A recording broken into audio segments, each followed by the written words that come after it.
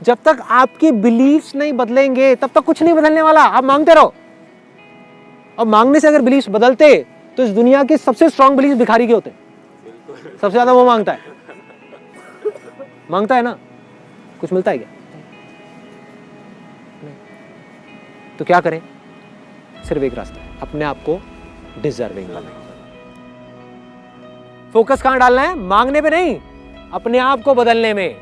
अपनी लाइफ की सिचुएशंस को नहीं, लोगों को नहीं, दुनिया को नहीं, खुद को बदलने में, खुद को डिजर्विंग बनाना है।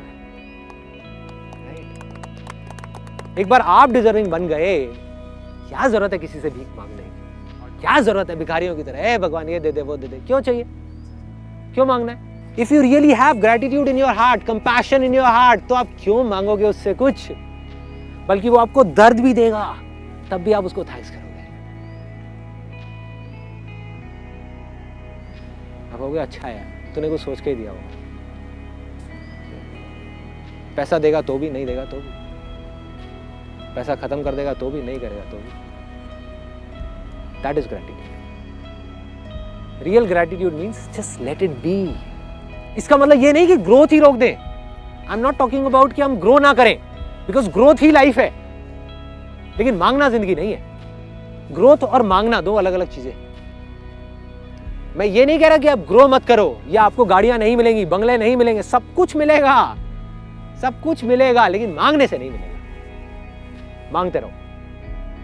कंपनी में जो एम्प्लॉइज मांग रहे हैं उनको मांगने से नहीं मिलेगी प्रमोशन, जो डिजर्व करेगा उसको मिलेगी। डिजर्विंग कैसे बनाएं? अपने बिलीफ्स को चेंज करके। सेकंड स्टेप क्या है ये बिलीफ? क्या इच्छा शक्ति ही बिलीफ है, विल पावर ही बिलीफ है, या बिलीफ कुछ और है? Getting my point? क्या ये दोनों सेम है या अलग अलग चीजें हैं? एक विल पावर है एक इंसान की कि मुझे ये काम को करना है और मैं किसी भी हालत में करके रहूंगा, क्या यही बिलीफ है या बिलीफ कुछ और है? फॉर एग्जाम्पल, आपके अंदर डिजायर है, बहुत जबरदस्त डिजायर है कि मुझे ना ऑपरेशन करना है एक पेशेंट का जा करके अभी किसी हॉस्पिटल में। दूसरी तरफ एक डॉक्टर है जो अभी अभी अपना MBBS करके निकला है, उसका भी एक डिजायर है कि मुझे ऑपरेशन करना है। तीसरी तरफ एक सर्जन है जिसको 15 साल का एक्सपीरियंस है, उसके अंदर कोई डिजायर नहीं है। तीनों जाकर के ऑपरेशन करते हैं, किसका ऑपरेशन सक्सेसफुल होने के चांसेस ज्यादा है? सर्जन का। यही बिलीफ। बिलीफ इज नथिंग, इतना हुआ है बिलीफ। बिलीफ क्या है? Belief is knowledge and experience, बस, और कुछ नहीं है बिलीफ। लोग कहते हैं ना विश्वास करो विश्वास करो विश्वास करो। किस पे विश्वास करें भाई? भगवान पे विश्वास करें? एक्सपीरियंस किया कभी भगवान को? तो कैसे विश्वास करें? एक्सपीरियंस कर लिया तो नहीं भी कहोगे तो विश्वास हो जाएगा। I believe in them. ठीक है, ये डिफरेंस है। जिस भी चीज की आपको नॉलेज होती चली जाती है, तो जितनी होती चली जाती है, जितना एक्सपीरियंस होता चला जाता है, आपका बिलीफ उतना ही स्ट्रांग होता चला जाता है। आज यहाँ पर for example Vikas is there, like say who is the creative head in our company, जिसको इतने सालों का एक्सपीरियंस है, हजारों शूट्स कर चुका है अच्छे से अच्छे लेवल के, वो फोटोग्राफी करे। और एक ऐसा लड़का जिसकी अभी आप बात कर रहे थे कि वो पढ़ाई छोड़ करके और कैमरा लेकर के बोलता है कि मैं इससे अच्छी फोटोग्राफी कर दूंगा फोटो को देख करके। इसमें क्या बड़ी बात है? कह तो देगा, लेकिन जब करने की बारी आएगी ना, यहाँ पे 2 दिन में वो बाहर है हमारी कंपनी से। He will not get what he want, he will get what he is. वो कौन है? वो कौन है? उसका बिलीफ। उसका बिलीफ क्या है? कि वो एक फोटोग्राफर है ही नहीं, वो फोटोग्राफर बनना चाहता है। बट अगर वो सच में फोटोग्राफर बनना चाहता है तो उसको अपना बिलीफ स्ट्रांग करना होगा। बिलीफ कैसे स्ट्रांग होगा? नॉलेज एंड एक्सपीरियंस से। कोर्स करना पड़ेगा, समझना पड़ेगा।